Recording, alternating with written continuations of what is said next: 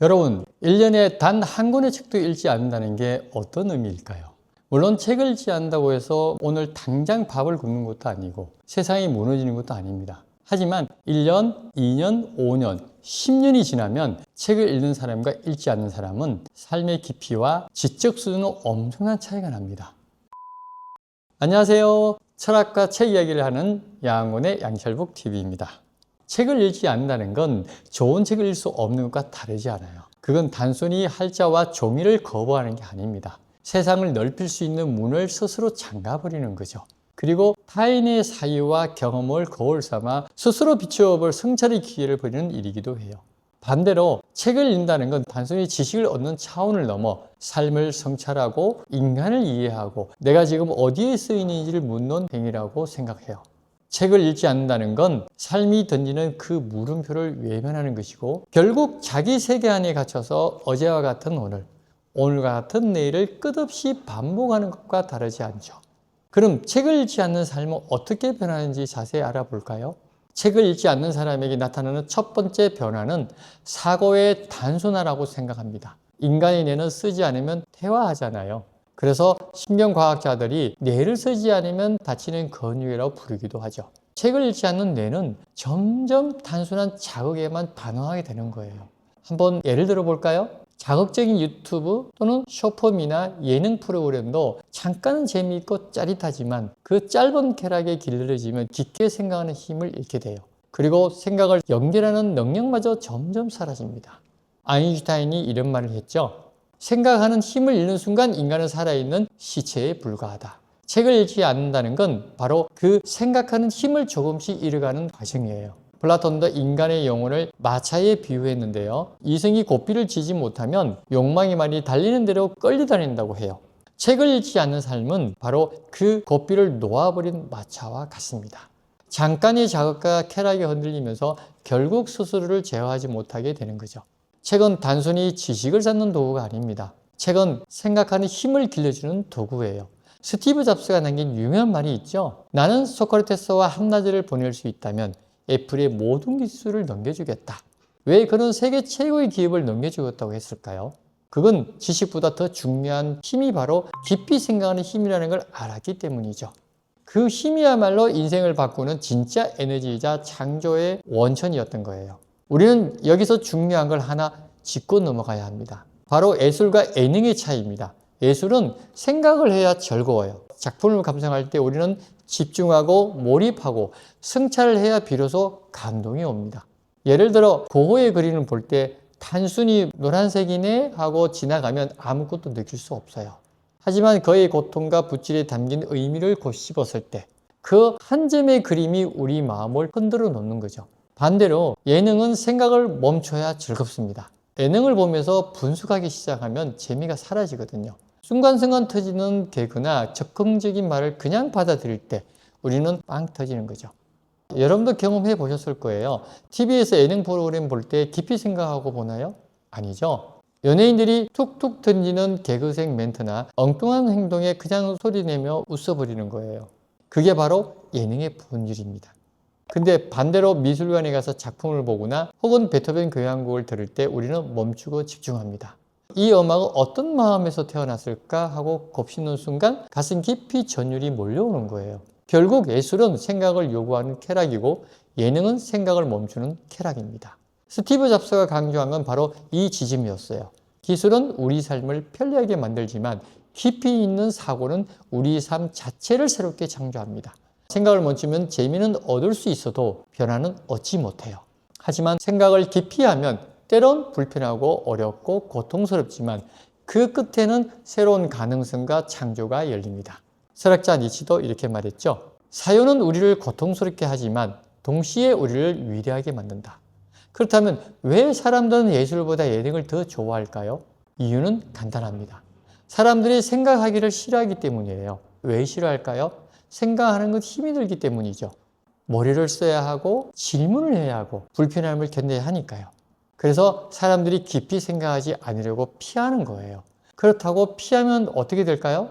통찰은 절대 오지 않습니다. 생각의 수고를 감수한 사람만이 세상 속에서 길을 발견할 수 있어요. 특히 요즘 같은 시대는 더 그렇죠. 세상은 너무 빠르게 변화하고 있잖아요. 그 변화를 따라가는 게 얼마나 힘든 일인지, 하지만 그럴수록 생각하기를 멈추는 순간 우리는 새로운 이상을 꿈꾸지 못합니다. 결국 더 나은 미래를 열지 못하고 그냥 주어진 현실에 끌려다니고 마는 거죠. 그렇다면 우리에게 필요한 건 무엇일까요? 바로 그 생각하는 힘을 다시 길러내는 겁니다. 그리고 그 힘을 가장 확실하게 키워주는 도구가 바로 독서예요. 책을 읽는다는 건 단순히 눈으로 글자를 넘기는 게 아니라 잠시 멈춰서서 생각하고 타인의 사유를 빌려 나 자신을 비추는 행위입니다. 나는 지금 어디에 서 있는가를 묻고 있는 거죠. 예술작품을 감상하듯 독서도 집중하고 몰입하며 해석해야 합니다.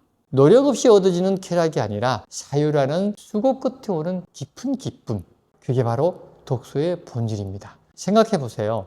예능은 우리를 잠깐 웃게 만들지만 예술은 우리를 오래 성찰하게 만들어요. 마찬가지로 유튜브의 자극은 순간의 쾌락을 주지만 책은 평생 자산이 되는 통찰을 줍니다. 그래서 저는 이렇게 말하고 싶어요. 책을 읽는다는 건 곧 내 삶을 예술처럼 다루는 일이다. 이건 단순히 멋진 말에서 끝나지 않습니다. 독서는 실제로 우리 삶의 아주 현실적인 영역에서 분명한 차이를 만들어내거든요. 예를 들어 워렌 버핏은 하루에 80%를 독서에 쓴다고 하죠. 그는 신문이나 기업 보고서, 역사책을 꾸준히 읽으면서 다른 투자자들이 보지 못한 흐름을 미리 읽어내죠. 그래서 위기가 닥치기 전에 미리 준비할 수 있었고 남들이 두려워할 때 그는 과감하게 움직일 수 있었던 겁니다. 반대로 책을 읽지 않고 예능이나 SNS 기사만 소비하는 사람은 눈앞에 보이는 조각난 정보에는 빠삭할 수 있어요. 그래서 전체 그림을 보지 못하기 때문에 정작 중요한 순간에 방향을 잃게 되죠.